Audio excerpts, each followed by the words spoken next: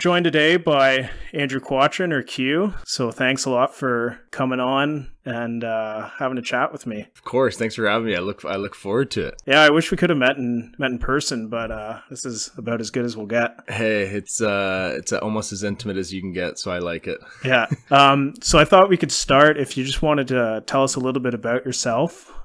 Maybe a quick snapshot of who you are, what you do, and maybe a little bit about your background in terms of, like your rugby CV, and then we can move on from there. Of course. Like Mike said, I'm Andrew. I go by Q by most people. And right now I play for the Toronto Arrows. It's in Major League Rugby. We're the only Canadian team in the league. I've been playing with them for 2 years since we joined the league. And before that, I went to Wilfrid Laurier University. I majored in geography with a soc minor. I guess I wasn't particularly like an academic, but my GPA definitely went up over the years, so I was proud of that. I was fortunate enough in my first year to play with the U18 Canadian team, and then in my third year to play with the U20 team. And from there I played with the Ontario Blues, and we won, I believe, 3 CRC championships when I was on the team, which is great. And then most recently, I was fortunate enough to be capped last summer against the States for Canada.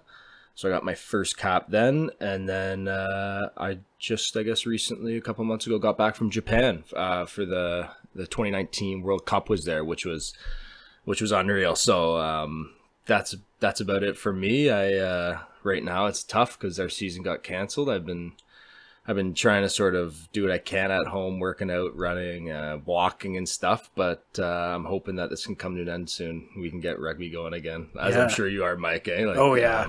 So it's weird going into the summer and not having summer rugby. Especially now, eh? Like this is where you're getting like the spring snow a little bit. Like usually you've had a couple practices by now, right? And nothing's going on. So it's nerve-wracking for sure. So I thought what we could do is sort of structure the conversation. So the topic that Q and I will be covering today, we'll be talking about his transition to pro rugby. And I thought we could structure that around sort of pre-university, during his university experience, and then post-university with the Toronto Arrows and Rugby Canada at the World Cup. So I guess to start off, when did you start playing rugby and why rugby? Yeah, so I started playing rugby in grade 9. I went to Bill Crothers in Markham. I don't know if or Unionville, I guess it would be considered. I don't know if you ever heard of it.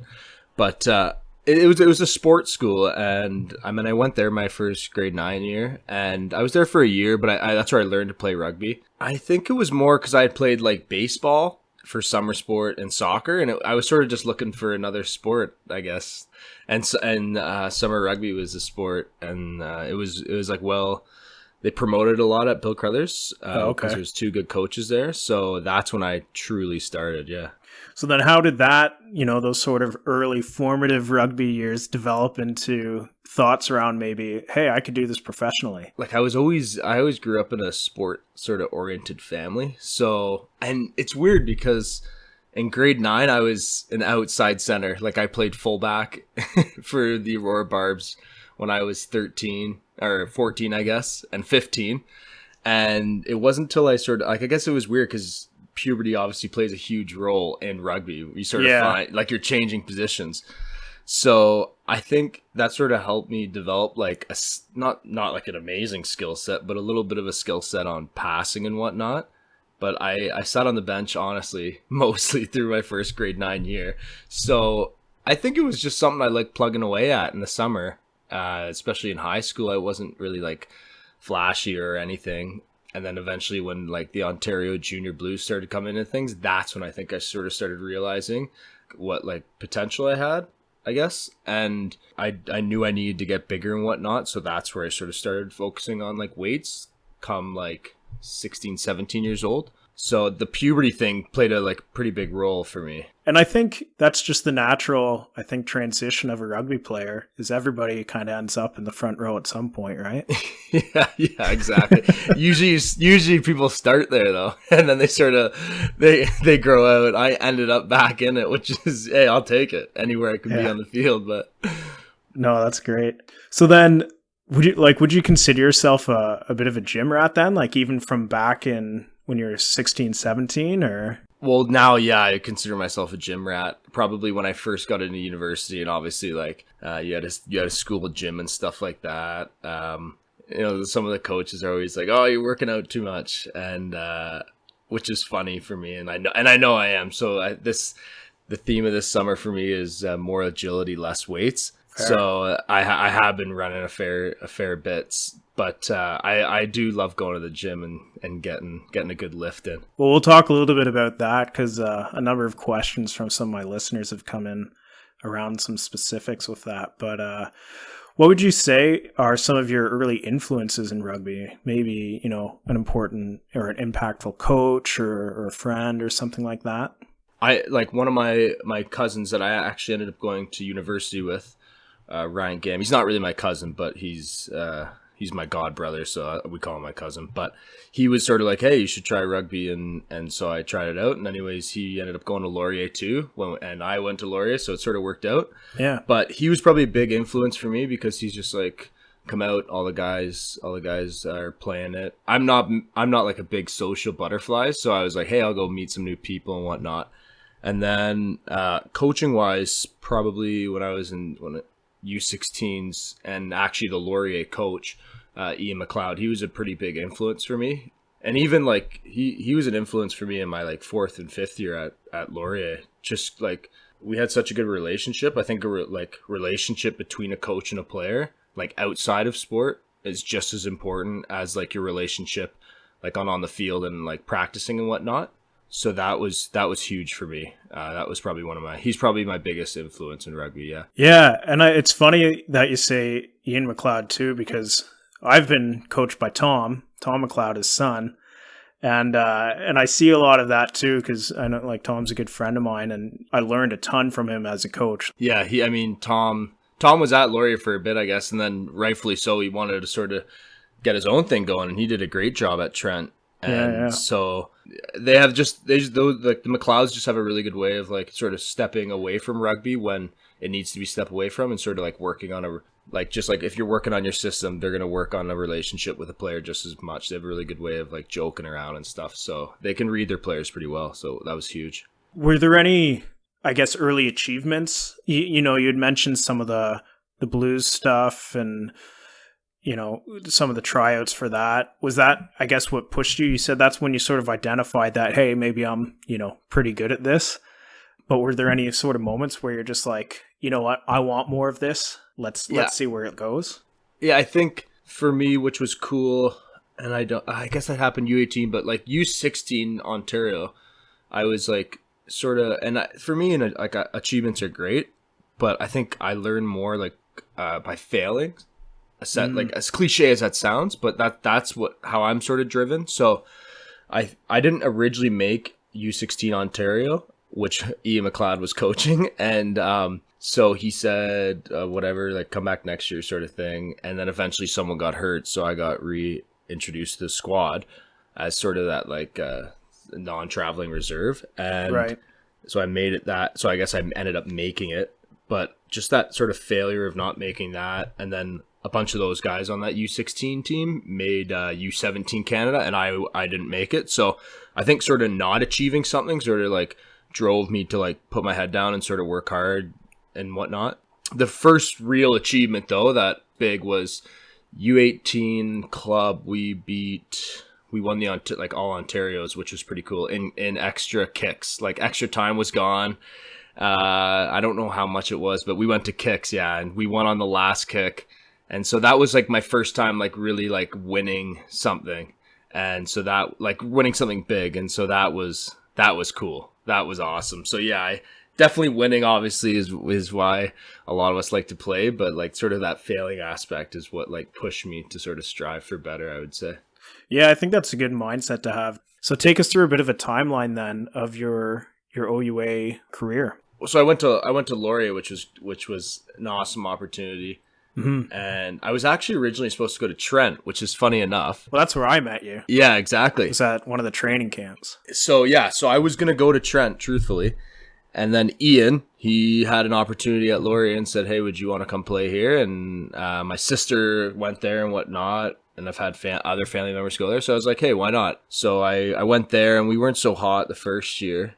and second year, and then gradually we got better. And I think that at the end of the day, that sort of came behind like Ian starting that project and whatnot, and in terms of getting Laurie out of the basement at the OUA. My cousin, like I'd mentioned earlier, went there as well, and there was a couple other like pretty core guys that like really got along, and we started to, I guess, develop this culture.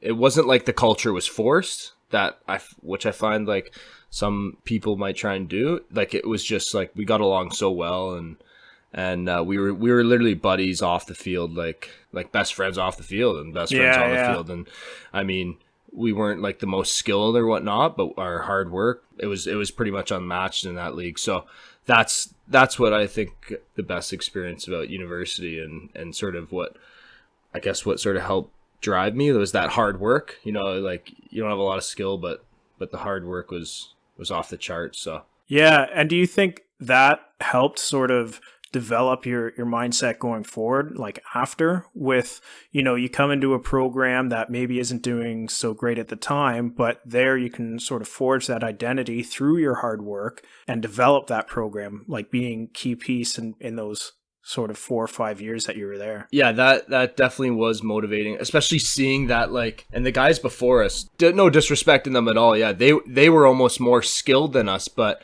with like the previous sort of culture and coach, it wasn't flourishing. And I think all those boys coming in with like my year and the year younger than us, we were all willing to sort of work for Ian, and we trusted his process and whatnot. So I think that just showed us, like, the harder we work and the harder we train, we're only going to get better. And obviously from there, yeah, so that was a big drive for us. I relate to that a lot because my Trent experience was very similar in terms of when I first started playing, we weren't even in the OUA. Yeah, we were just exactly. Some small undergrad university in the middle of a forest. Yeah, exactly. You know, and so it was working our way to that and then beyond. And, you know, a lot of the pieces that you're saying is that sort of core culture, big driver for that. So, and with other people I've had on the podcast as well, talking about team culture and whatnot, just having that as such a critical piece. So I'm not surprised that you brought that up. Yeah, I mean, I think personally, just culture is like sort of, you can't breed it. You know what I'm saying? Like, it's just, it happens. It's natural. Yeah. So that was a big thing at Laurier. We didn't try and force it. Everyone just truly got along and like was willing to fight for one another. So yeah, it was awesome. That's great. So talking then again about your career in university as an athlete, but also as a student, and also, you know, trying to push on these higher level teams and get looks at, you know, maybe the Blues and Canada and so forth.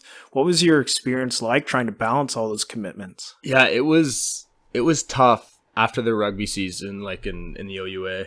January's and February and even March, that would sort of be my time for like Saturday blues sessions. So it was tough, right? There you can't really, like, I couldn't go out the night before and whatnot. I know it, like, in partying in university and whatnot. Not that was a sacrifice, that was a choice. I wouldn't say I sacrificed going out. That was a choice. I wanted to pursue rugby, and it was something I enjoyed, I guess, more than going out, right? I guess that's the way I looked at it. And so obviously, like, all that balance was tough. I just found I wanted to put, I hate admitting to it, but I was putting my skills to where I really wanted to succeed. So not like I put my skills and my smarts enough to university to get a degree. I'm going to admit I didn't go all in on it. I went sort of all in on rugby, but I made sure, obviously, the balance. I needed to have good grades to play rugby, so I made sure there was a balance there. You know, you take care of your grades. Like, rugby's the fun part. Exactly, yeah. So I took care of my grades, I would say, enough. I had a decent GPA coming out of school. I had like a 7.4, which I was happy with. Yeah, and that's not to downplay. You got a university degree. That's a pretty great accomplishment too. Yeah, and it was, and that's the thing. Like, I got in. I only got into university with a 72 average coming out of high school, and I finished with like an honors, which I was like very proud. That's probably one of my biggest achievements, like, personally, because I started out, like, I don't know if you. I was almost set up for failure. I was like one of those last late summer acceptances, like, we'll take your $8,000 tuition sort of thing, and I did pretty well. So I mean, you sort of learn what you want to do good at. I found, and I thought I succeeded at both in university, both through sport, fortunately, was able to play and was fairly healthy, and through going to class. Like I missed 3 classes, and they were because I was out of the country. I told myself I'll go to every single class in university. That's not a lie. I never skipped a class. So that's an accomplishment. Yeah, right. Well, that's a big accomplishment. You break it down, and it's like what, $60 a class, like if you're not on scholarship. So it's expensive or something. It depends what the class is. So I told myself, I'll go to every single class. So yeah, that's how I found my balance. Just chose what I wanted to direct my attention to. And so, you'd mentioned you're looking at Laurier and at one point Trent as well. And as you mentioned, scholarships there. Did you ever consider going down to the States and looking for maybe a sports scholarship or something, being an athletic guy? And yeah, I think, it's a tough one, Mike? And I don't even know, because I haven't even done enough research into it. At the time, especially, I was just a kid from Ontario playing rugby, like just enjoying it. Right. So I didn't, and most of the Ontario boys chose like Ontario universities. Like it's got great education, and so I don't really know if there was a market for like big scholarships. Like I don't even know if there was a D1 market. You know what I'm saying? Like not like hockey or soccer. So it never really came to mind when I was thinking about where I was going. I was more just playing it because I liked it. And that's one thing I like about how Canada broadly has sports set up. On one hand, it would be great if we were able to get some money for playing rugby at a university or something like that. Yeah, but at the same time, it just totally takes that out of it. Yeah. And it's just people who do end up playing varsity sports are there purely because they enjoy the sport. And chances are, like Trent did, you have to have the grades to play. Mm-hmm. And the only way you can get a scholarship is if you have the grades. That's how it was at Laurier. That's the only way you could get a scholarship. So going back to my previous point, like I think, like I don't know if Trent ever did it, but Laurier went down to play like Michigan, University of Michigan. Like, okay. Is it Big Blue? It's the blue and yellow teams at the Wolverines. And they won like 67-7. That's how strong that Laurier team was, right? And they were 4th place in the OUA at that time. So right. I think obviously like the OUA is just as or more competitive league than down there. So, and again, I don't have the knowledge on all the other schools, but yeah, I think the competition in the OUA was just as good. And I'll circle back to that a little bit later when we talk about the Arrows and some MLR stuff. Yeah, particularly with them announcing the college draft. I'd be curious to get your thoughts on that, but we'll circle back to that a bit later. But so a couple questions came in from listeners around your time while you were in university, and one of them was around your training. So they were asking how many hours or days per week were you in the gym to develop the size and strength to become a professional front row player? So I think for me, I was in the gym.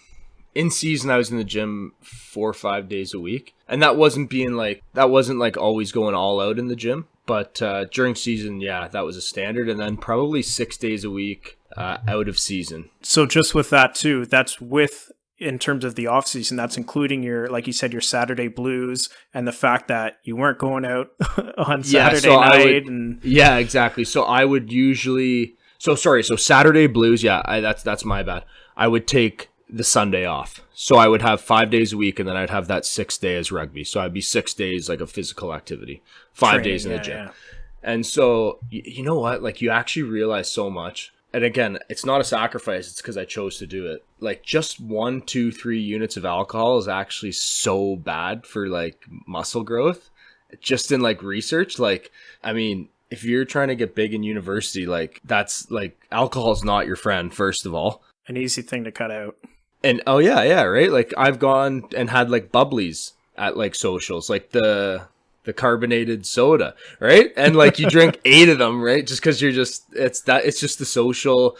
If you see people with drinking, it's just the social thing to do. So I'd be confident going with a 6-pack of bubblies and drinking carbonated water.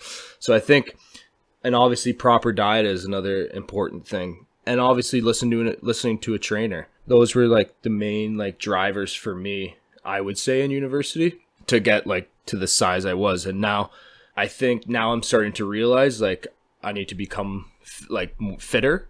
I want to be like the 2 that's like a back row rather than like a 2 that's like a front row. So now I probably, if I was back in university first year, I would probably 2 of those off days mix in like some conditioning work, some hit running training, as some coaches would call it. So size is important, but fitness is obviously just as important, if not more important. And that's just my personal perspective, just from learning and playing with the arrows the last 2 years. Well, for sure. And if you think of it in terms of, maybe this is personal opinion here, but it's a lot harder to build 10 pounds of muscle than to lose 10 pounds and become fitter, you know? Oh yeah. Yeah. Because it just takes such consistent effort to put that size on.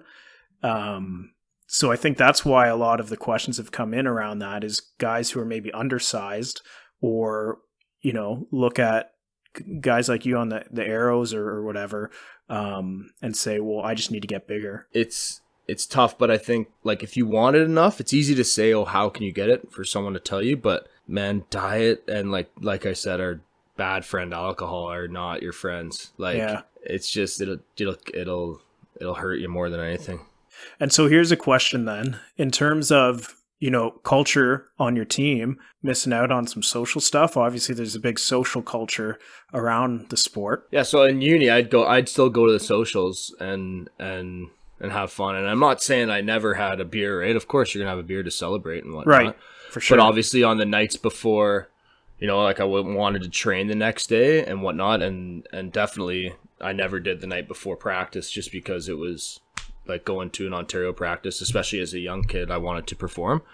So no, they all respected that. They all respected sort of the goals I had, and so there was never any flack, which is something you want from teammates, right? A team with good culture is they're going to sort of support you. Let you do, you know, your individual things. Exactly. I guess another follow-up for that then, you'd mentioned listening to trainers and listening to like dietitians, or, you know, you've identified that the gym's something that you're really interested in. You like working out. Yeah. Is that sort of your mindset with that stuff as well? Like, were you very proactive with that? I guess you could call it being proactive, but I knew that I needed change, sort of thing. I like for example, when I wanted to get fitter, and now I'm sort of in that process, you know, using this time that I have to, like, I really want to get down to about 110 kg. So I'm 113 this morning. So I've lost 2-3 kg in the past 4 weeks, which I'm pretty proud of. So yeah, I think I've always sort of gone to trainers and said, hey, like, this is what I want to do. This is what, you know, but I've always like loved that lifting sort of aspect of it. But I said, hey, this is what I want to do, and this is my diet. And so they're usually like, okay, record your diet cue. And like, they've been very, like, everyone I've gone to has been like very accommodating. They're just like, record your diet and whatnot, and we'll sort it out after, in terms of like what you eat, how you can become better and stuff. So I mean, in circumstances, obviously, like, I was eating bacon every day for breakfast, and so I've cut that out now. Now I just have just my eggs and spinach. And so they've always been like accommodating and helping me. But again, it comes back to that same thing. Like, if you want it to happen, it's not going to happen unless like you put work to it. And that work can even be like brain work, where it's like, no, I can't have the bacon today. You know what I mean? The work doesn't have to be running 400 meter intervals, but you can have like brain work and sort of willpower work. So yeah, just exerting that sort of self-control over your bad habits. Yeah, so I'm like fasting now, like intermittent fasting. So I eat from 11 to 7, and by like 8:30 I'm usually a little hungry, but I'm like, no, like, because that's usually when I'd have some trail mix or something, right? And I can't have that. So it's once I got into the groove of it, it's been pretty fun. Right now, you'd mentioned you're looking to drop a bit of weight and you know, trim up a bit. What would your day be like right now in terms of, because I'm not a big breakfast person, but I don't know if I could make it to 11 o'clock without having something in my stomach, even just like a coffee or something. Yeah, so I'll wake up 8:45, 9ish. And I'll have a green tea. I used to be a coffee guy, but now I've been drinking green tea, and I'll put some turmeric in it. Really good for like reduction of inflammation. I've been reading. Again, this is all stuff I've been reading on the internet, Google Scholar, but I've read it on the internet. So I put some ginger and some turmeric in, And I usually I'll either do a walk outside, like a 5K walk, just to the river and back, or I'll go do some yoga on my mat and sort of like loosen up. And then right at 11 o'clock, I'm eating. Like I'm cooking at like, it takes about like 17 minutes for breakfast. I'm cooking at like 10:43. And so I'll eat one meal, and then I'll sort of, sometimes I'll watch Netflix or play Xbox, and then I'll eat my next meal at about 12:30, 1, and then I'll train. I'll do my runs, or I'll do my lift. I've been running 4 times a week. And then sometimes I'll have a little lift circuit in there, and then I'll have my sort of afternoon snack, and then dinner. Like I said, like I'm taking my last bite at 6:59, and then I'm either reading at night or again playing some Xbox. But now that we've chatted, I'm going to start doing my podcast again, so that'll fill some time. But that's my average day. That's very structured. And I think, if you're looking at achieving some goals like you are, and a guy who seems to be good at hitting those goals, it's a good way forward, it looks like. I think for me, though, if that doesn't go as planned, like mentally I'm just ruined. Like if there's a mix up in there at any time, you know what I mean? If I don't get my meals at those exact times, like I was eating right before we got on the call. Yeah. and so if I don't get those like plans down, obviously if it's interrupted or something, I'm like, oh my God. So it's been doing well. Yeah, I'll be sure to have this all wrapped up then in time for you to cook some stuff. Yeah.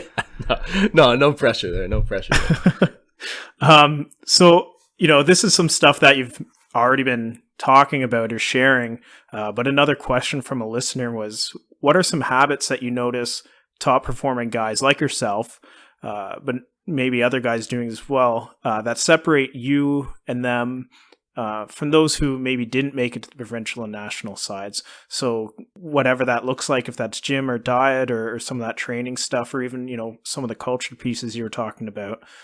Just really, I guess this question's around the habits. Yeah, so there's a lot of guys on the Arrows that are just, and for one example, our captain Dan, he is just like, well, he's an Oxford grad, like, so that alone just shows his commitment to sort of getting better. His number one thing is recovery. That guy is, he's always in his tights and his compressions. He's always stretching and whatnot. He's doing his review. Guys that are doing the review, that's what I've noticed, like, is a big thing. And what do you mean by review? Oh, sorry. So just like finding time to, if their coach talks to you in practice about something, maybe your hands or whatnot, in terms of like where they were and stuff, just going back and watching that. And making sure, like, sort of seeing like the visual cue. It's easy for a coach to say, hey, get your hands up in front of you a little earlier, blah, blah, blah. And you're like, yeah. And yeah, you might do it the next time. But I find for me, like, I need to actually see it, you know what I mean? Especially with line out throws, I need to see my throws. But yeah, Dan Moore's a great example. I mean, just like preaches recovery. He's always doing it. He's always like doing his homework away from the field type of thing. Yeah. So I think those are good habits. And a big thing I noticed with a bunch of the Arrows boys is extras. Like after practice is done, after you're done like 90, 100 minutes of practice, if you're, like our kickers, Sammy Malcolm and Will Kelly and Giuseppe are all kicking and stuff like that. And all 3 of the hookers are throwing, and the wingers and back 3 are working on high ball. So I think it's like, yeah, your work's done, but it's like, what else can I do to improve the team? It's like that good guy at the office that like finishes all his work for the day and he'll go around and ask anybody if they need help. I don't know if that happens. I'd hope that happens somewhere, but it's doing your work for the day as like an individual, and then sort of improving your like individual skills after, but that'll help the team succeed. So that's one of those sort of sayings you hear a lot is, champions do extra. And it's good to see that, you see that in the Arrows guys and people, Canadian rugby players who've been very successful, and how, like you're saying now, has kind of helped you transition to that professional rugby career. Yeah. So jumping back to some of the university stuff. So I'm going to share a bit of a story. I remember the last time you and I played against each other was when Laurier played Trent. So I think this is the 2016-2017 season. And it was our last game of the season, and my last home game that I played at Trent. So it was a big one for me. And I specifically remember before the game watching you get off the bus on crutches. And as a front row guy, seeing you get off on crutches, there's a little thing in my mind being like, oh, maybe I don't have to play against Q today. That'd be great. But on the same time, I know that you've dealt with a number of injuries over your time in university too. So just wondering if you wanted to share a little bit about that experience. Yeah. So, or if you remember that game at all. Yeah, either. no. Oh, I remember that game because there was emotions flying everywhere. It's funny. We were having a rough night the night before, and at our captain's run, it was just not going well, and balls were being dropped, and like Ian McLeod was in like not a bit of a fit, but he was all riled up, like, come on boys, get it together. And so we said, all right, last one, let's make it smooth. And we dropped the ball, and then we said, okay, we'll go one more time. And one of the boys sort of fell, just like was running with the ball, and sort of fell in front of me. He tried to step, and I jumped over him, and I twisted my ankle like bad. And I'm like, oh, are you kidding me, man? Of course, like the day before a game. And Ian's in a fit. He's just jumping around like, what's going on? You should have ended it and all this stuff. Anyways, so I do remember that game, and that was just adrenaline. You played a couple of painkillers. Yeah, it was an amazing game. Just iced all night, sort of scraping at it with like my massage tool. Right. Couple painkillers and just adrenaline. I'd say, like you said, was it the head of the Trent? There was just a bunch of people there though. Yeah, and I know it was kind of a personal one too, because Tom and Ian, right? Yeah, so kind of. Yeah, exactly. So I sort of forgot about it. But yeah, so that was memorable, but nothing came out of it. Just a bad sprain, and it bounced back after. But I'd say one of my worst injuries, I had like two with my head. I had just a knee to the head, but it somehow went through my cap, and I started bleeding profusively. Like 28 staples to my head, like at a blood sub. So they just sub you out, and for them to clean up the blood, and then they sub you back in. And that's the worst pain I've probably been through, because the stapler jammed in my head. So Ooh. One of the boys was like just joking around. He's on my wrist for like my pulse. But yeah, that was bad. And then one of my other ones was when I was like 18, and I took a knee to the eye, and it split my eyelid open. So like if I pulled my eyelid down and like close it, I could like see through my eyelid. And that was like, I think that was only like 8 stitches, but they had to freeze my eye. So they stuck the needle like in my eyelid, and I don't know if it went in my eye or whatever, but that hurt a lot. That's terrifying. I guess everybody, yeah.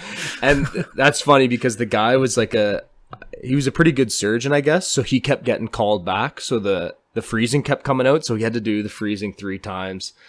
And so, yeah, that was painful, but everyone's been there, eh? And it's almost like afterwards, like the fun stories you have from it. Cause like, you remember those injuries, and I was watching like a documentary, I forget what it was about, but it's like, some people are like, oh, like that must hurt. And pretty much every rugby player is like, yeah, like it hurts, but like the pain goes away and you're fine after. Cause you really are, right? Like, yeah. You've been in the same place, Mike, where it's like, yeah, that hurt. Like I could put that on the scale of like worst pains in my life, but it's going to go away. Like, so I guess you're almost expecting worse to happen. Eh? You're just like, what else can happen? What else? Exactly. Can happen? So yeah, I've been fortunate. Like, I mean, not knock on wood here, but some people like, right, you just hear about the stories that like, oh, they do their ACL, and then first game back they do their other ACL, and it's like you got to feel so bad for those guys, because so much like recovery and like physio goes into like that just to for it to happen again. And I've had a couple hamstring injuries, nothing like terrible, but I mean, even just those are 4-week physios. So I can't imagine people going through like 8 months. You know what I mean? And so you feel for guys. Definitely. Even, before I started recording this, you and I were talking about that last episode I recorded with Danielle. Yeah. Who's had like multiple knee injuries. Yeah. And so coming in from a couple coaches, there's a few questions that they had around the promotion of players. Specifically, so context to this. Yeah, thanks, Mike. Sorry, I was going to ask you. Yeah, university age players and how coaches can promote them, provide them opportunities for development, maybe beyond their own teams, and sort of support them in that transition to higher levels of rugby. So question specifically was, what is the best way so again, coaches can put players forward and promote them? So is this in-person visits, maybe with other coaches? film, like passing along game film to other coaches and highlighting stuff or testing info? What sort of ways were you promoted that, or if at all, that you felt sort of helped you navigate that life after Laurier Rugby? Yeah, I think even just, for example, like even if for me personally, if I just heard from, again, for example, from Ian, like, hey, the Ontario coach is like, they're interested in you, think you got a good attitude, blah, blah, blah, but they want you to get, like for example, fitter or stronger. I think that goes a long way for a lot of kids, especially like if the kid's got the right attitude and is going to put the work into it. So I think, I guess that would go down to a coach having a good relationship with sort of a coach above them, a coach in like a higher place, if that makes sense, like at a higher league sort of thing. Right. So having like affiliations with, so if the OUA had an affiliation with like the Arrows, in which some coaches are involved, obviously, right? Mm-hmm. So that goes a long way, I think, for coaches to just be giving feedback back to players. Because if a player hears something like that, like, oh, blah, blah, blah, thinks you're a good player, that sparks some energy in the kid's head. And I see testing info there. So that was another big thing for me, because for me personally, I sort of beat myself up over about it. I'm like a yes, no person, and like, give me the exact information. And so like, when I see that testing info, it's like, as of now, are you on any of the testing blocks? Like, so do you meet any of the requirements? Yes. And then if I would see I don't, I'd be like, okay, I need to work at that. So I think the testing info is a big one for some kids, and that would also show, right? Like if they're really fit, but they don't quite meet the strength numbers, that would be evident that, hey, I need to get stronger. Or if they're very strong and they don't meet the running numbers, it's like, okay, I need to, work on my anaerobic stuff. Yeah. So having that gives those sort of development pieces there. I think it's all on the individual too. Depends how the individual is going to act. That's where like it comes down to coaches sort of reading their players and stuff, I think, and working on personalities that way, and being able to sit down with them and have those chats. Like, hey, what are your goals? Are you done after the OUA, or do you want to? You know what I mean? Because a lot of coaches, I don't know if they would know. Did you have that conversation? With Ian, I think he always knew because he would know about my attitude where, like, I would tell a prof I was missing class because of rugby, like I had mentioned. So he and like I would CC him on the email and stuff. So he knew I was very rugby first. Not that it was like a far first and second away from class, but like they were very close. But I would definitely go to rugby over class if that happened. Whereas some players, like some guys that are BBA guys and they're serious and that's where they're getting their scholarships, rightfully so, are going to go to class before rugby, right? That's rightfully so. And so I think Ian knew that what my intentions with rugby were, but he also knew, for example, like a guy like my cousin, he wanted to get his CPA, and that was his aspirations. The guy was a great rugby player and loved rugby, but his goals were, hey, I want to be a CPA. So I think, and Ian knew that, right? So he knew all these guys' intentions. So I think that's important as well. Yeah, I think that's good feedback for maybe any coaches listening in, as, have those conversations. And assuming most probably do. But if you haven't, exactly. Maybe sit down and have a chat with the players and see what those long-term goals are. Exactly. And then you can start your relationship right there. You sort of have an idea of what the guy wants to do when he's older. So we'll take a bit of a shift now. So a lot of the research on athletes in transition, this idea where athletes are going through some major change. So a lot of the research though focuses on, maybe injury, so returning from injury or retirement, or professional pursuits, as you'd mentioned with your cousin. One of the reasons why I wanted to explore this whole idea, this theme for this episode of the transition to professional rugby, is because I think athletes' perspectives and experience might be a little underrepresented, where there's this maybe belief that once they're there, they've made it. But that doesn't mean that there aren't, trials and tribulations to be had. And so, I'll give an example that I was thinking of with the NHL. You have guys who, Toronto, for example, guys who are maybe on the Marlies who have to shuffle up and down a roster. So now they're with the Leafs, now they're with the Marlies on a week-to-week basis, and there's not really any they haven't confirmed their role on that higher level team. Yeah. And it sort of bounces around a bit. And I can imagine that would be very difficult. And, in terms of opportunities here in Canada, we're very fortunate now to have the Toronto Arrows, a local professional rugby club. But, something like the World Cup isn't something that happens very often. Even test matches aren't something that happen very often. And so that can be, maybe difficult if you're looking to make that jump up. So I'm wondering what your experience with that transition is with a mind maybe to some of your supports, your support system, as well as what that means to you to be able to play in a local league. And before Major League Rugby existed, did you have any thoughts of what your professional pursuits might look like? Yeah, so for me, just transitioning to that, and it was tough because, you would know too, sometimes you're riding on a school bus to games in the OUA and whatnot.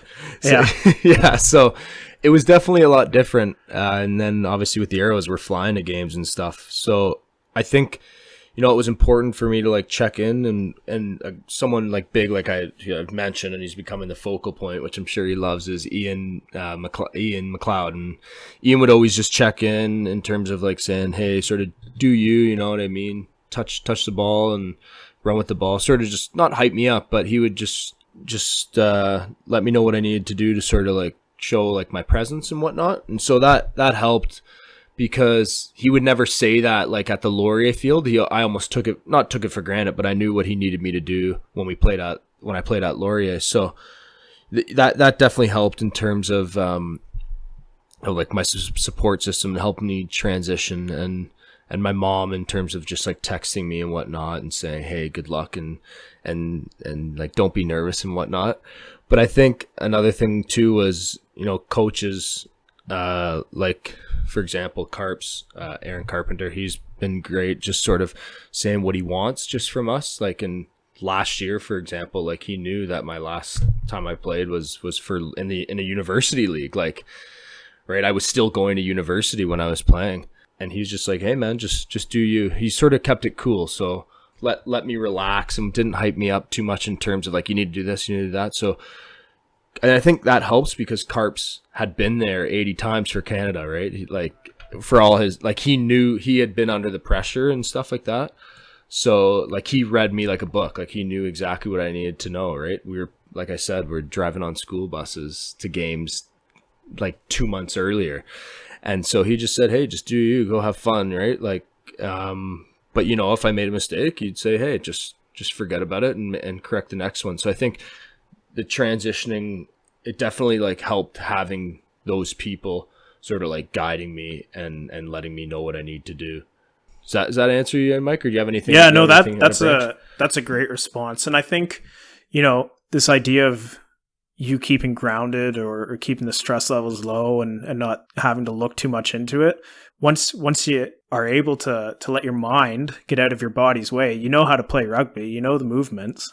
Yeah. But a lot of people have that sort of mental block and stress about stuff. Exactly. And I think even to touch on that with the Blues, and Silver, Chris Silverthorne, when he was obviously he's our director of rugby now, but when it was the Blues, he had about 6-7 guys in university then that were third year university, like myself, Marcello, Pete Milazzo, Mitch Richardson, and there's more, right? And so he had his 6 boys, I'll say in quotations, that were the younger guys.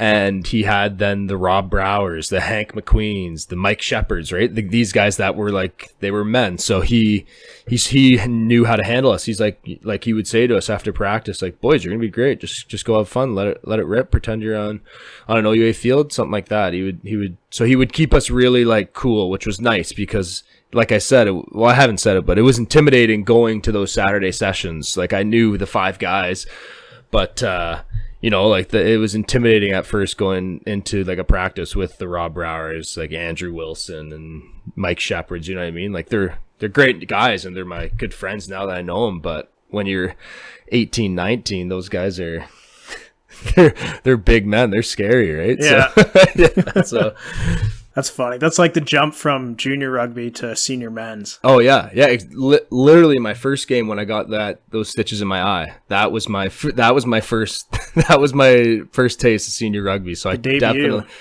definitely remember that. So yeah, no, I think it's just having your support system. Like I said, it's all comes down to a relationship. Like then just knowing what you need to hear, sort of thing. Because a lot of players won't ask for it. A lot of players will not suffer, but you know what I mean? They'll let themselves beat them up. I've been there where I've let myself beat myself up if you play a bad game and you're like, I played so bad. And for example, this year I had a bad start and like in Austin, just missed too many throws. It was slick and whatever. At the end of the day, it's my stat line, my fault. And one of our coaches just came to me and said, Q, just relax, man. When I was a kicker, you just next one. So coaches that know how to read you, they definitely are like so much help. When they put the coaching role aside and they're like your bud, man, it helps so much. So that's like very thankful for that with like the Arrows guys. Like it's just awesome. So a question came in from a listener and they asked, what league should an aspiring professional player, so one who is transitioning from the OUA to higher level, should play in? And they're asking about playing out in BC or maybe looking overseas to help build their sort of rugby CV. I know you've been able to stay pretty local, but like I said earlier before, when the Arrows wasn't a thing, what were you looking at in terms of development? Yeah, so I think the first part, BC is a great league. I never got to play in the BC league. I was out there and had seen a couple. I was injured at the time. But BC is a great league, and it helps because it's all year long. I think the Marshall is just as good. They have just as good of players and whatnot. But when I was growing up, obviously I never knew. I sort of took everything just like the next day. I never knew what was going to happen. Obviously, I always wanted to play in Europe. Like I think that's the dream for everyone. I would assume in reverse standards, all the European hockey players would like to play in the NHL, right? And so obviously when the MLR came up, I was like, this is great. I can stay at home and play here. So I think for this individual asking, definitely sort of be in touch with the Arrows Academy. I think that's an option for them. And reach out to personnel within the Arrows and look for that advice. If they're looking for an immediate answer on where they want to play rugby and they can't play the OUA, I guess right now isn't really helpful because not much travel can be done. but I think the Marshall is just as good enough. You tear up the Marshall and if you don't want to go to BC and you have a good year, who knows what can happen from there. Right. Rugby's such a tight-knit community, right? Like word of mouth it spreads like wildfire. So, but if you'd like to play and have some fun out in BC and whatnot and live out there, that's another good option. I don't like what I'm saying is I don't think you can lose in Canada. I think both leagues, the BC and the Marshall, are both very good leagues. But if you can go to Europe, if you can somehow get over there and play in the club there, that's probably a great experience in just itself. So we've talked a lot about the MLR and the recent developments with that and your time now with the Arrows. And I'm glad you mentioned the academy, which is another great development that they've started. So I guess bringing that all together, what does it mean to you to be a part of a professional rugby team that is both local and committed to developing Canadian rugby talent? Yeah, it means a lot. There's no words to it sometimes. And it's funny because you're always like, oh, there's no words to it. That's so cliche. But like if you've been in a position where you can't explain it, it's like you'll understand. And it's awesome. Just like I explained, like the Rob Browers and the Mike Shepherds, like those were guys that I was practicing with, 5 years ago, that when we were the Blues. And so we've sort of been on this journey together when we were paying to fly out to Newfoundland to play in a game, you know what I mean? And now to have the opportunity to be paid and whatnot, it's just dreams come true, and stay home and have the opportunity to play at Lamport. Man, those like sunny days, even the rainy days, but specifically the sunny days at Lamport, they were awesome. You get 3,000 people in the stands. Like and just seeing like the excitement that some of the kids get. Like my cousins have come to a couple of games, like they don't even know what rugby is and they love it now. And so I think just that opportunity to be around like friends, family, and sort of do it for like the Ontario rugby community. Unfortunately, maybe we do affect someone out in the East Coast or the West Coast. Like I wish we could obviously fly everybody into our games, all our fans, but specifically for the Ontario community, I mean, it means a lot to them for kids to like have like an option to push for and sort of have that, hey, like one day I want to be a Toronto Arrow. And so like it means a lot to be like one of those first Toronto Arrows, if that makes sense. So I think it's a real honor, if anything. If I'm going to describe it with any word, it's a real honor. And we've got to be so fortunate with obviously Bill and Mark willing to like start this and take it on themselves. So one thing that has developed recently with the MLR is they announced that they're going to run a draft for college players in the US. Do you think something like that would work here in Canada? I see. I think with what we were just talking about, like if you're a good player, I'm sure, and this is just a player speaking from the organization. Like I don't know what our execs are up to, but I'm sure they know, they have eyes on people that they want to sort of go after in terms of the academy and in terms of contracts. So I think they have obviously their eyes on the OUA and the BC League with Victoria, University of Victoria and University of British Columbia. So I think it's a small enough group where they have eyes sort of everywhere, if that makes sense.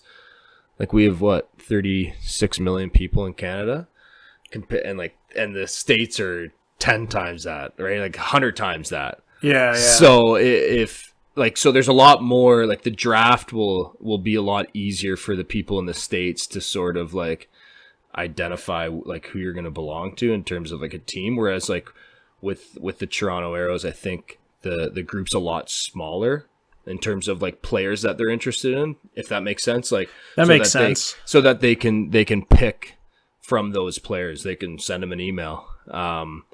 So I think that in Canada, I don't necessarily think it's a necessity to have a draft, but I think for an option for the States, it'll work for them. Yeah, it just helps sort of digest those large numbers of athletes who might be interested or coming from the different programs and stuff. Yeah, exactly. Yeah, and it's funny you say that too about Canada. The Canadian rugby community is just so small. Yeah. Which I think, like you said, is something that actually happens to be a benefit for players who are looking to get noticed. Yeah, exactly. Like I wouldn't even know the numbers like of yeah, you know what I mean. They just have they have a massive pool, and I think our pool's a little smaller, but it's more tight knit, so everyone sort of knows everyone, and so yeah, I think it's in like a good position where in Canada we can just go with the flow. So with your time with Team Canada and the World Cup, tell me a little bit about that. I know you're named to roster for a couple games. Yeah, so New Zealand, South Africa, Namibia. Tell me about it. Yeah, so I mean, like, man, first of all, I'm just like so honored to go, like, especially with like all the guys I went with and being like sort of that young rookie on the squad. Like, all the boys were super like inviting and accepting, which was awesome. Like I said, I was only capped 3 times before like going to the World Cup, so like obviously very nerve-wracking for me. And yeah, all the boys were great. Just like I said, like Carps did, like just like relax you and said, hey, it's gonna be fine, just have fun. And so that first game against the All Blacks, that was crazy. So standing in front of the haka, like my aunt and uncle and mom's sister were there. So they were like just in awe. So my uncle said it was like my cousin, fortunately, we went to his first game for the Carolina Hurricanes in Toronto. So we had been there and he had been to a couple other sporting events and whatnot. But he said like just this itself was just insane. So yeah, standing in front of it, it's just all like what's going through your mind? What was going through my mind was that and because they had we had a press conference before or whatever, and there was like someone misquoted something or something, and so they obviously were coming to it like any other game, and it said like we don't want to take a risk with them, and so standing in front of that is just like that's like I don't even know how to explain it. Like it was just all right. This is it. It's war to them. Like that's sort of their war call, and it was crazy. You know what? It's quite comforting having the boys like together. Like we're coming into this, so it's definitely intimidating, and it's loud. It's very loud, but having the boys like connected, like holding each other by the sides, like that was, you know what I mean? We're like all 23 boys were like, I'm all in here. All the boys, all 31 of us were like, I'm all in here. You know what I mean? So like that just like revved us up, and hey, like they're one of the greatest. I know this South Africa won, but the All Blacks are like one of the greatest rugby nations on the planet. Yeah, they're like the most successful professional ever, sports team, right? So it's like, and what shows a lot of character by New Zealand is like that they didn't take it like it was just they were, you know what I mean? They were playing a tier 2 nation in Canada. Like they were like, no, can't take anyone for granted. They even said that. So I mean that shows a lot about like who they are, like in terms of like a rugby culture, and so they invite us into the room after, and they're just all great guys, super down to earth guys. And so yeah, it was really, that was insane, right? That was like, man, that's like a 4-hour experience I'll never get back, which is like, it's too bad. But like to have lived an experience like that, man, like that's that's all time. That's all time, right? That's all time. Yeah. So, and then the South Africa game, obviously that was huge for me because it was my first start. That was my 5th cap.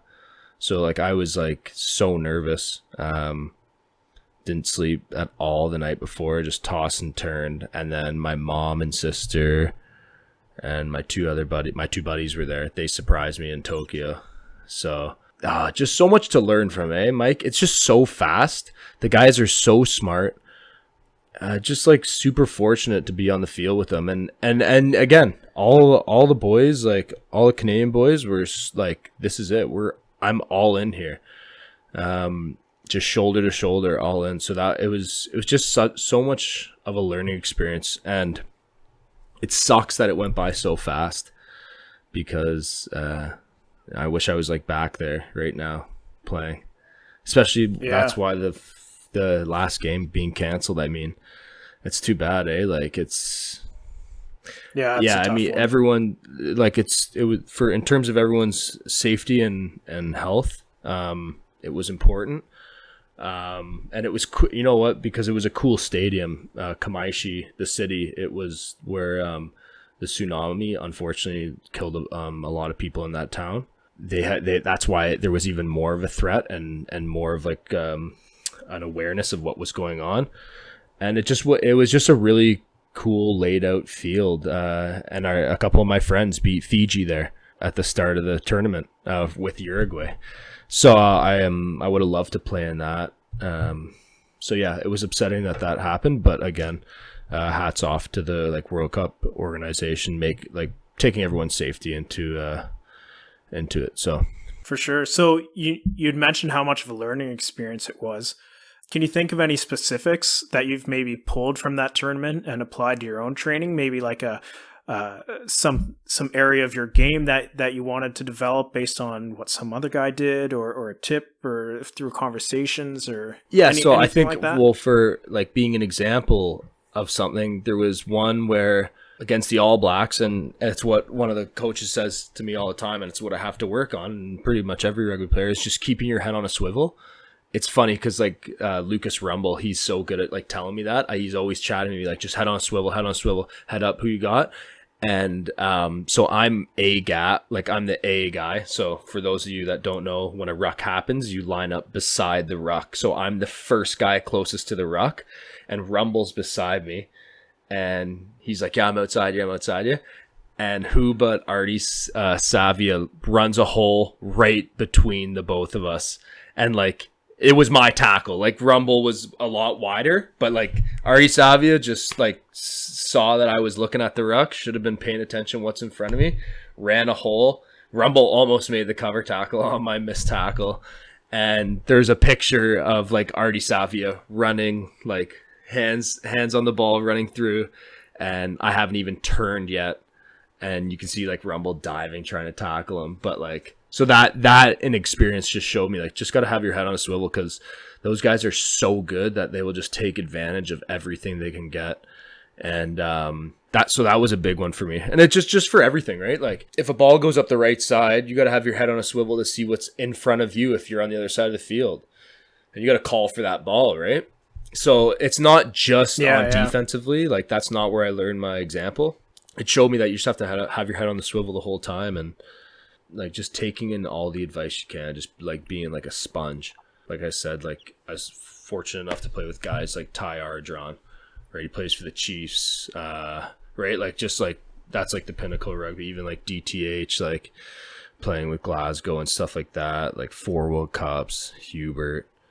So I just had to be like a sponge and just take everything in I could from those guys, even if it was like without talking to them, and like just like watching stuff that they did and like how they were professionals about it. So yeah, like I was super fortunate to go and sort of be surrounded by like guys of that caliber. Yeah, it was insane. It's something I'll never forget. Who do you think maybe some of Canada's future up and coming guys are? Maybe guys who haven't quite cracked the squad yet, or you know? Yeah, I don't want to insult any of the boys, of course. And if you're gonna talk like stars, so I would assume guys that are scoring tries. No, yeah, I think like you have Cole Keith. He's a young tight head. He's great now. He's only going to improve. Even a guy like Matt Tierney playing in Cass France, tight head. I think the two guys that are like, and I saw it on the Arrows, so I might be biased, but in terms of like up like stars, like I think Ben Lesage and Giuseppe Dutoit are like two of the hardest centers in the MLR. I mean, and like I know you got Nanu and stuff, so like Nanu's world class, but the amount of if anyone here is an Arrows fan and you would watch like the tape on how fast these guys come up and how hard they work, it's actually insane. Like they're the reason, yeah, that might be the hard work and the scrum from the forwards, but they're the reason we're getting a stop 12, 15 meters back. They're rushing up, you know what I mean? They're running across the field behind us afterwards. So like those guys, like it was so unfortunate for Benny. He had to leave after the Italy game. And then Giuseppe came in and got to play with his South Africa, his home nation. But the fact that those two are going to be lethal together. They are phenomenal players. So I look forward to seeing them play. Yeah. No bias, and no hard feelings to any of the other boys. But that's just my opinion. Yeah, it's kind of a tough It's a tough one. Yeah. Like we just all need to work hard and embrace it together. But yeah, those two are my sleepers. So that's who I should pick up if MLR resumes and we got a fantasy. Yeah. No insider information, but yeah. So a couple more questions, 2 more questions that came from some of the listeners. So what is the biggest misconception about becoming a professional athlete? And then I guess an extension, what is your end goal on the professional end? Yeah. Okay. So I think it's so tough to say misconception. I'll answer it how it is, but I think at the end of the day, you know, like I go to bed like knowing how fortunate I am, like I've said, to play like a sport for a living. So it's tough if there's any misconceptions. But I think the one thing there is, and it's tough, but that's part of the job, is, you know, for example, if we're playing San Diego, it's a 7:00 kickoff. So if we're playing on a Saturday, we'll leave a Friday, and you know we'll probably have a layover in Chicago because we're not on a chartered flight. So we're gonna have so we're up for 7, leaving for Chicago on Friday morning. You know, you're up at 5:00, got to get to the airport. More for some guys. Rob Brower coming from Lindsay, you know the drive to Toronto, Mike, right? Yeah. He's probably up at 4:00. He's got 3 kids. You know what I mean? You fly out at 7. You eventually land via Chicago into San Diego at 4 p.m. You go have a captain's run. You best have been drinking your waters, proper eating, right? It's tough at an airport, especially in the States. The next day you're playing at like what your body thinks is 10 o'clock. And so I think the misconception, not that it's a misconception, but that some people might not see that, like, what goes on behind the scenes, I guess, you know what I mean? Right. And you know what, as a fan, like, after like that happening to me, and I go to like a Raps game and like sit in the seats, and so like I can sort of understand what the players have gone through, you know what I mean? If someone misses a shot, and I guess you can say, oh, they make 10 million a year, you should be hitting that shot, but some people don't understand that these guys are getting on flights, you know what I mean, the night after a game. We are fortunate to usually stay the night because our game ends so late, but it's tough, especially on a back-to-back. I couldn't even imagine in basketball. We gotta, as rugby, Saturdays you play every other game. I'm sure back-to-backs, Raps are, if they're going Milwaukee to Toronto, they're on a flight after a Milwaukee game. You're playing a top seed in the East. You're playing at home the next day. You don't get to your bed until 2 a.m., right? It's tough. So yeah, I can imagine. And playing at different spots too in terms of humidity or altitude. Colorado's always a bagger. Always. So it's like, you wouldn't believe it. You would not believe it. And I didn't at first either. Yeah, I think that would be, not that it's a misconception, but what a fan might not acknowledge what the players have gone through the previous 24 hours. So what a fan might not acknowledge, if that makes sense. So yeah, I would say that makes sense. I would say that. And not that the fan isn't appreciative or saying suck it up, but yeah, I think a lot goes on behind the scenes. I would say that the rugby guys have it, people like rugby players and football players will have it a little better because the back-to-backs never happen. But right. I couldn't imagine the NHL boys and I'll say the hockey boys, because AHL it happens. I'm sure in the East Coast League you're on a bus too, which is probably harder. So I'll say the hockey and basketball guys. I mean, it's probably the travel's the toughest part. So what about what's your end goal professionally? My end goal professionally, I think, and I heard Mike Shepard say this, and it makes a lot of sense. So I'm not stealing it from Shep, but I think I want to be on a team. Like, for me, like, personally, I'm not too like fussed about. I think I want to just be remembered as like being a team player my whole career, and then like being on like the first Toronto Arrows squad to win like in the MLR. I think that's huge. Like, that would be like my team goal, like my personal goals, I guess, for the team, and then my truly personal goals would just being like influencing as many people as I can. It's funny, like if I sign a kid's shirt, and I'm not saying that, like they don't understand that just an average Joe's, the kid doesn't understand that just an average Joe's signing their shirt. So, I mean, if I sign a kid's shirt and he's like, oh yeah, I want to play for the Toronto Arrows, like, even that's just being an influence. So, like, if I could just be an influence to like kids that want to play, like my little cousin, she like I said, they're coming to Arrows games and she wants to play rugby. So like, if I can influence her and their family is skiers, like, so if I can influence her and she'll eventually play rugby, sorry Auntie B, but you know what I mean, that I think that's a big thing for me, just influencing kids to want to play. Just sort of like a guy like Ray Barkwell did to me. He was like, he's a legend, right?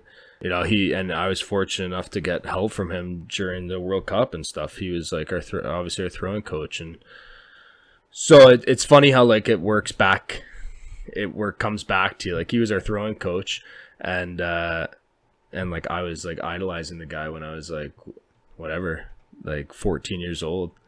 So 15, 16 years old. So yeah, I think just like like impacting people like that, that's important for me. And then I've been fortunate enough to be capped for my country. I think obviously making more of an impact on that and really impacting Canadian rugby is important. So yeah, impacting people is important to me. And then I think off the field, I think I'd like to do like something. maybe like a service. Like I'd always thought being like a cop would be cool, or fire. Maybe like I can see myself being a firefighter. But like one of my main goals in life is my sister and I are going to buy a cottage and just sort of have a family cottage. Because we had a hunt camp in beautiful Berks Falls when I was a kid. And then in first year university, my dad got sick, so we sold it. But we had like 130 acres in Berks Falls, which is so, and like back then I didn't really appreciate it. Like I'd be like on my Game Boy and stuff, like going up. But right. like now that yeah, right. And then my dad would be like, oh, come on now, like get on your bike, have some fun or whatever. But now like that, like when he got sick, we sold it, which is too bad. But like I've sort of like discovered I like being outdoors and stuff like that. So that's honestly one of my main goals. So we'll see. You know, and just be like a cool dad. Like, I think that's one of my goals too. And if you're a good person, that usually translates to everything you do. So that's, I mean, a super personal answer. So I appreciate you sharing that with everyone. Of course. We'll start to wrap things up. And one of the things I want to give you some space to talk about is the podcast. And you want to talk a little bit about that? Yeah, sure. So I have this podcast, and it's called the Flat Top Podcast, and it's called the Flat Top because I thought a flat white, which is a coffee, was called a flat top. So I went and ordered a flat top, and the barista like looked at me like, you're crazy. And I'm like, yeah, like just the flat, like anyways. So that's why I named it that.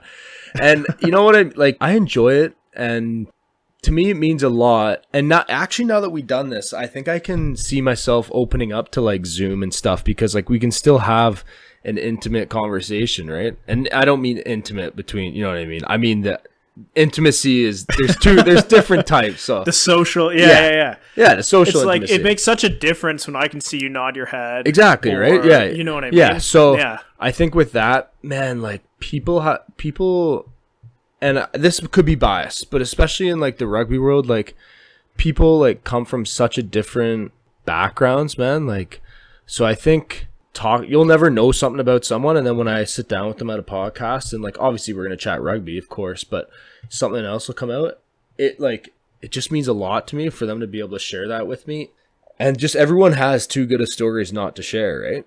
So I think I'm sticking with like rugby right now, but I think obviously with all this, I'm gonna like reach I've been fortunate enough like to have a couple buddies, played some high level hockey, so I'll reach out with them, you know what I mean, and then a couple female rugby players, even a couple female hockey players and stuff like that, or any sport. But I think like people have too good of like stories not to tell, and not stories as in like a campfire story, but like actually like, you know what I mean, like an in-depth life conversation experience that we're having, right? Yeah, and like just bounce back stories, right? Like how, like what you're discussing, like injuries and stuff like that. So that's why I do it, and then again, it brings it back to personality.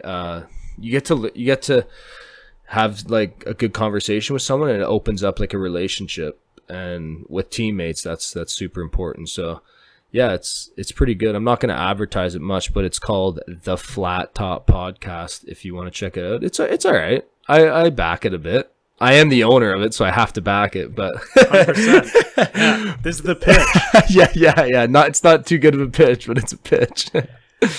No, I think it's good. It gives, especially with the ones you do with some of the Arrows guys, it's like kind of like a behind the scenes, like who are these guys beyond rugby players? Yeah. So especially with our, as someone, you know, external to that, that's what I listen to it for. Yeah, especially with some of the imports, because like the imports, like they're like full. So I'm expecting to get Taylor Adams on. Like he's a U20 All Black. Like that's like one of the greatest honors in the rugby world. You know what I mean? Stuff like that, right? Like he played for the Melbourne Rebels. Like I know in the North American society, to a lot of people, like they might not understand what it means, but you know what I mean? You say that at a rugby pitch, like it's huge. And like this guy is like the chillest guy you've ever seen. So I mean, that's why I sort of do it too, for people to see like that. Yeah, these people do have different things than just rugby players. They do different things than just rugby players do. So yeah. I think podcasts are a great way to get that across. Like even what we're doing now and your stuff with the Flat Top.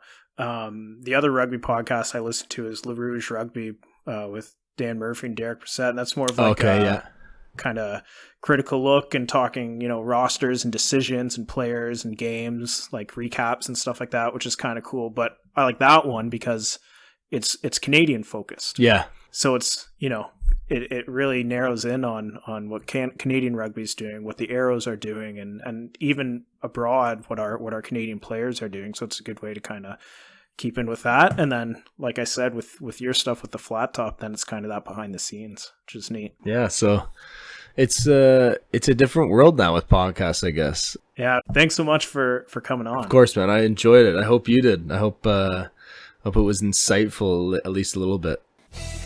Thank you for tuning in to the Athletic Perspective podcast. Check us out online via our website, athleticperspective.com. Again, that's athleticperspective, all one word, .com. Or on social media, Instagram, Twitter, Facebook, whatever. Give us a like, give us a follow, subscribe, whatever you prefer. We have some great guests, some great content lined up, so stay tuned for more.